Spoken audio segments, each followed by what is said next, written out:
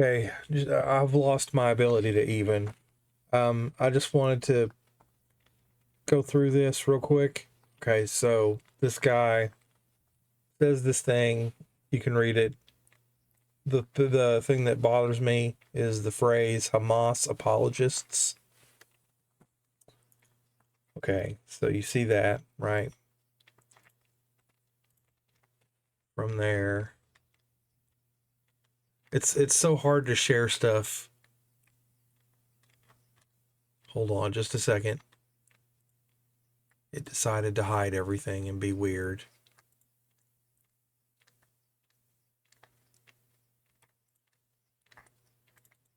Why did it do that? That's so strange. Okay, I know I have it. Sounds. Okay. That's further down. So he makes, they're crying about, sides because they want they want to intellectualize and be above a genocide. I mean that anyway. So you've read that part. And for some reason the thing keeps going back to another folder. So strange.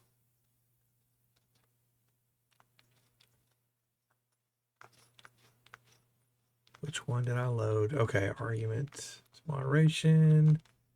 I didn't.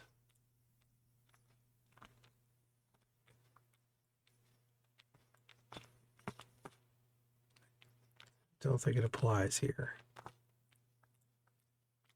So yeah, that was my reply. And then I retweeted that.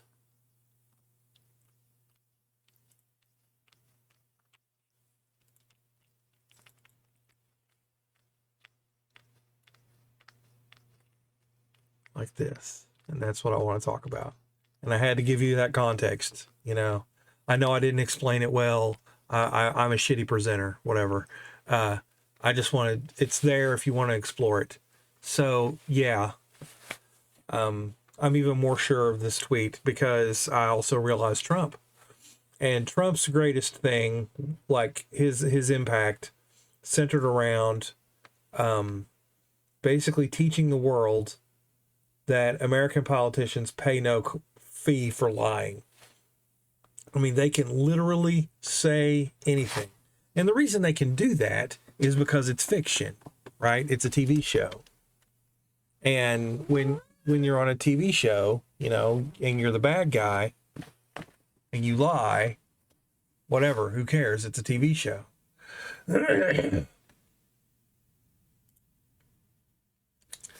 um,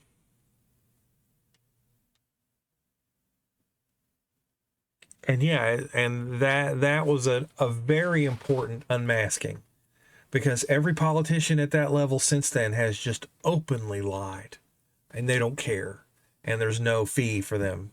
They don't face any form of accountability. At best they get scolded on social media. And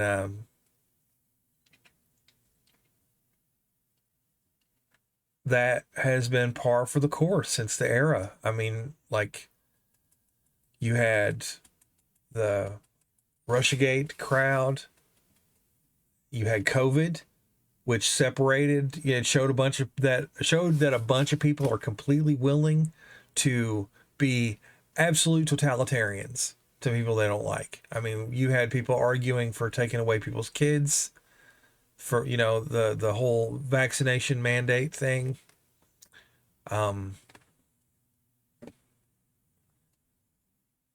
You had just tons and tons of unmasking moments. And Force the Vote, of course, showed that all these organizations that claim to be in favor of Medicare for all actually weren't. They were totally in big pharma pocket. Uh, what else?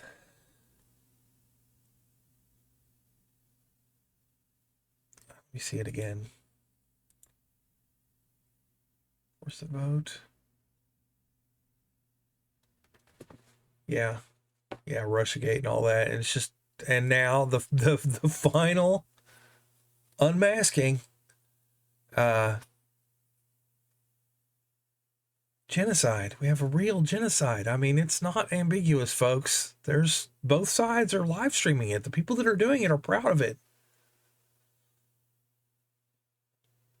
Yeah, I'm not kidding. Like the IDF will take their phone into combat and film themselves doing war crimes proudly. It's not a debate. There's no nuance. Their leaders will openly say that they want to capture the entire region and kill everyone in it. That's genocide. It's part of that culture, and it has been since inception, which is crazy. You know, nobody knew really. I didn't know. I mean, who cared until then, right? Man, and now you have people, and I just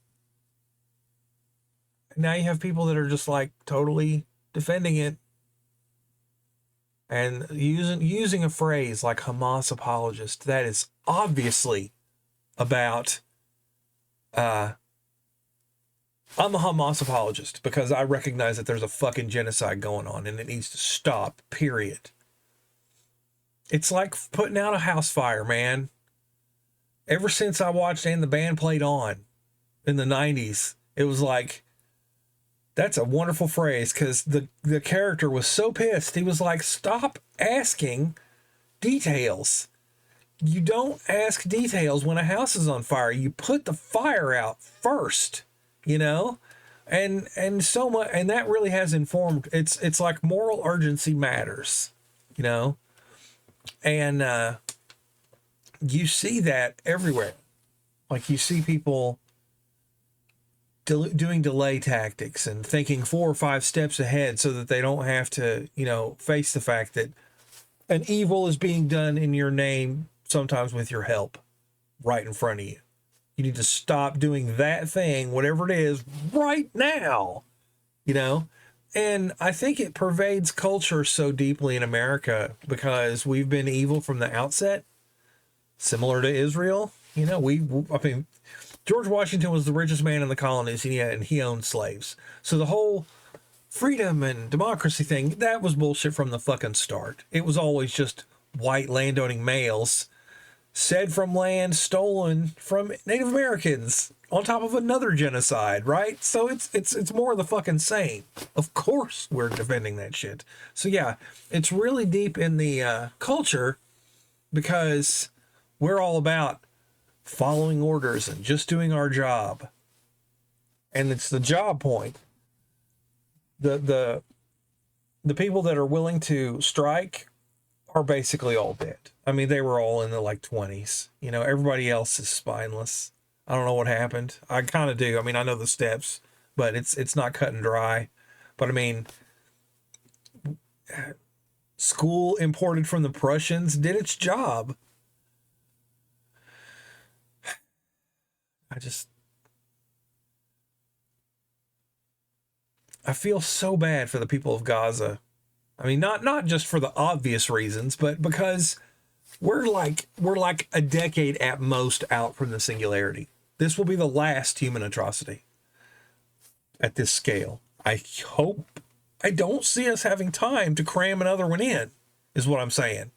Obviously, we have the will and the capability. We'll fucking, I mean, we're monstrous. But AI is about to take over this planet. And however they respond, you know, that's going to define the future. It won't be us unless a meteor hits us and wipes out, or we get blasted with a solar flare, you know, Carrington level, and it just Bronze Age or silver Bronze Age collapses us. Uh,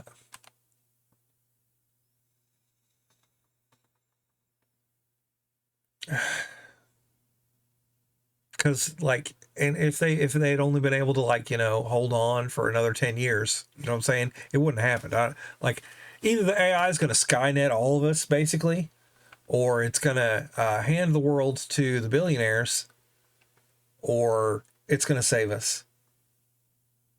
I'm ready with a bullet, waiting for, if the world starts looking like Down in the Park, uh, then I will exit, right? If the world starts looking like Fortress, I will exit. But if it starts looking like Look to Windward, awesome. And I'm sticking around for that. That's worth waiting for, right? It's like, that's, and if it turns out I'm wrong and this just keeps chugging along, I'll do so as well. We'll see what happens. But I just wanted to make a video about that because it is a great unmasking. That really is the era. It's like, and it's funny because I've actually argued in favor of the death of privacy. Like I have, and AI is a great way to do it. Person of Interest, that show kind of did. It's kind of like what I want. I want a black box that can report on the content it sees if that content meets thresholds. And of course, I want it, I want those thresholds and weightings defined by us, not defined by some tyrannical oligarchy to enslave us all. But I mean, I would be willing to put an AI eye in the corner of my room if it meant every room got an AI eye and it stopped torture cold. Like no human anywhere ever under any circumstances ever got tortured again. I would absolutely be willing to have that eye watch me and put me in that same system if it excuse me, if it made sure that animals too, animal cruelty detected, response. And it's like, not like the hope would be that it'd be like a fire alarm, right? We don't think of a fire alarm as an invasion of privacy. So I want a fire alarm for torture, and I want them in every room. I don't see a problem with that. So, but you can parse that as the death of privacy. It's almost like a panopticon kind of situation. Because a lot of the reason people want privacy is because they're embarrassed of what they do. It's like being embarrassed that you poop. And I'm like, if everybody does it, why are you embarrassed? Well, I don't want video of me up doing it. And I get it. I understand privacy. And it is a human right. People need the option of being alone and not watched. Let them poop in peace, right? So you could do that with a black box, like a image reading AI type thing that can differentiate between hideous activity, right, and merely humiliating activity. And I don't know. You see what I'm saying? It's like that. That's part of this era of unmasking. I kind of feel like I said, they're live streaming it themselves. Everybody has a camera in their pocket, so the eye is kind of there, and they get in the habit of sharing other stuff that they'll share the shitty stuff too. Like in the early days of Facebook, tons of people live streamed their crimes. I actually know some people that did that. They didn't know it was a crime. They were basically playing with fireworks and got in some deep shit, because it's like making your own fireworks. Well, that's like making an explosive. And it's like, oh damn, oops, right? So man, I don't know. It's just, so yeah, this era is an era of unmasking, and maybe it's a prelude to something like that, like where we are kind of naturally evolving in a direction of post privacy. People are starting to be honest about what they are. And man, the thing that's really depressing about that, we need to rename our species name, folks. We're not Homo sapiens anymore. We're Homo Sadisticus. There are most are bloodthirsty. People just want a gallon of it, man, with every meal. It's nuts. They And I'm not one of them. I can definitely say I'm just not one of them. I don't want anyone wiped out. Like, I don't even want to kill the billionaires. Like, I'm in the eat the rich subreddit, right? But I don't mean it literally. I just want their stuff distributed. And I'm not even saying take away their palaces. Let them live in their $1 million homes. I don't care. That's not billions. That's not trillions. Nobody has $1 billion home, as far as I know. What would that even look like? Even if it is $1 billion home, it's not really. You know, like you can make like the difference between a $30,000 car and a $300 million car. It's just gold plating the ashtray. It's not really substantively different. It just has that price tag because we decided that Ferrari gets an extra zero. You know, as far as the resources that takes from Earth, it's the same. So fine, you can have your mansion, you can have your private jet. Even I don't care because I'm not worried about that. You can have your basketball. Be rich, right? That's not what bothers me.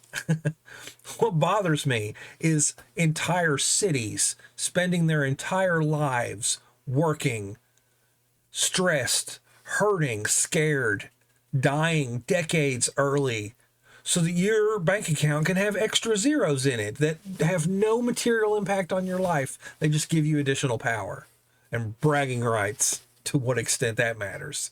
So, yeah, I don't want to kill them. I don't even want to take away their toys. I'm not like that. But man, everybody else seems keen. It's like the COVID era. Oh, you didn't wear a mask in Walmart. I want to kill you. I want to take away your kids. I want to do all this horrible shit to you. I want to destroy your life. I want you to be in misery forever because of you annoyed me gently. You know, that's how people, it seems like that's how the majority of humans are. And fuck that.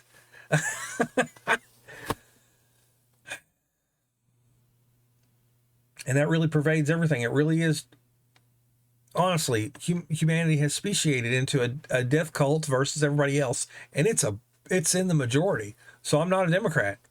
I don't want to be outvoted by the fucking sadistic death cult. You know? So I'm kind of glad elections don't exist. What a fucking mess, man.